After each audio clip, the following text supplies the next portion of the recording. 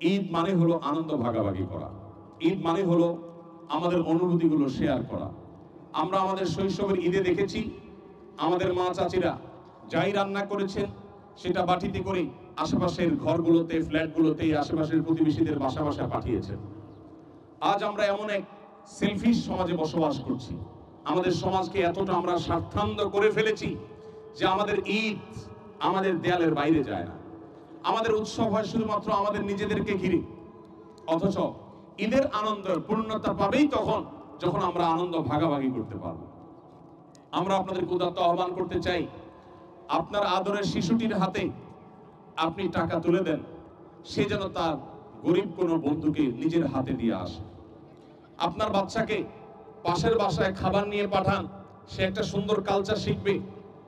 আপনার শিশুকে নিয়ে আপনার পাশের কোনো অভাবী পাড়াতে, মহল্লাতে, বাসা বাড়িতে আপনি চলে যান এবং তাদের জন্য হাদিয়া উপঢৌকন আপনার সন্তানকে সাথে নিয়ে পরিবেশন করেন। এর মধ্যে ঈদের যে অবর্ণনীয় আনন্দ আছে, শুধু নিজেরা ভোগ করার মধ্যে সে আনন্দ কখনো নিহিত নেই। অতএব আমাদের ঈদগুলো যেন হয় পুরো সমাজকে সাথে নিয়ে আনন্দ করার কোরআন এবং সুন্নাহর বাতানো পদ্ধতিতে।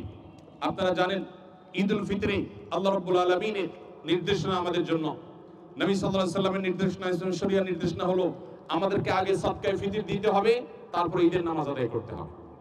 কেন সদকায়ে ফিতর আগে দিতে হবে? আমরা তো ঈদের নামাজ পড়ে যেই সদকায়ে ফিতর দিতে পারতাম, কিন্তু আমরা ফিতরা ঈদের আগে দিতে হচ্ছে, কারণ ইসলাম চায় আপনি আনন্দ করবেন, আপনি উৎসব করবেন, আপনি হাসি মুখে ঈদের নামাজ পড়বেন, তার আগে অভাবী গরিব মানুষের বাসায় খাবার পৌঁছে দেন, তাদের মুখে হাসি ফোটার আয়োজন করেন, তারপরে আপনি হাসুন। ইসলামের এই ঈদে আছে ত্যাগ এবং ভোগ এর অপূর্ব সমন্বয়। মানুষের তৈরি যে সমস্ত উৎসব আছে, এই যে নববর্ষের উদযাপনের যত কালচার সারা পৃথিবীতে প্রচলিত আছে, আমাদের পহেলা বৈশাখ থেকে নিয়ে সারা বিশ্বের যত নববর্ষ কেন্দ্রিক উৎসব আছে, এই সমস্ত উৎসবে আপনি দেখবেন এগুলো মানুষের তৈরি করা, মানুষের আবিষ্কৃত, যার কারণে এই উৎসবগুলোতে শুধু ভোগ আছে, ত্যাগ নেই। কিভাবে নিজে একটা ভালো জামা পরবে, শাড়ি পরবে, ভালো একটু খাবে, কেনাকাটা করবে, জাস্ট এটুকু। এই সমস্ত উৎসবে কোনো ত্যাগের মহিমা নেই, ত্যাগের শিক্ষা নেই, ত্যাগের জন্য প্রেরণা নেই, উদ্বুদ্ধীকরণ নেই।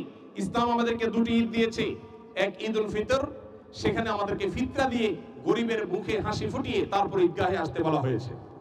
আরেকটা হলো ঈদুল আজহা, সে সম্পর্কে আল্লাহ বলেছেন ফাকুলু মিনহা ওয়া আতি'মুল কানিআ ওয়াল মু'তার, তোমরা যে কোরবানির গোশত আহরণ করো সেখান থেকে নিজেরা খাও এবং আত্মীয় স্বজন, বন্ধু বান্ধবের পাশাপাশি অভাবী দুস্থ মানুষের কাছে তোমরা কোরবানির গোশত পৌঁছে দাও। তাহলে ঈদুল ফিতর এবং ঈদুল আজহা এই দুটি উৎসব, আল্লাহর দেওয়া উৎসবের সাথে মানুষের তৈরি সব উৎসবের একটা মৌলিক পার্থক্য হলো এই উৎসবে ভোগের পাশাপাশি ত্যাগ আছে। ভোগের আনন্দ অবশ্যই আছে, কিন্তু ত্যাগের আনন্দ তার চাইতে কোনো ক্রমে কম নয়। ত্যাগের আনন্দ কোনো কোনো ক্ষেত্রে ভোগের আনন্দের চাইতে অনেক বেশি। অতএব আমি আপনাদেরকে আজকের এই দিনে উদাত্ত আহ্বান রাখতে চাই, আসুন আমাদের আনন্দগুলোকে আমরা ভাগাভাগি করি, আমাদের আশেপাশে থাকা অভাবী পরিবারগুলোর সাথে আমাদের সুখগুলোকে, ভালোবাসাগুলোকে, আমাদের ঈদের খাবারগুলোকে, পোশাক আশাককে, ঈদ বোনাসকে, টাকা পয়সাকে আমরা শেয়ার করি এবং বাচ্চাদেরকে সাথে নিয়ে করি।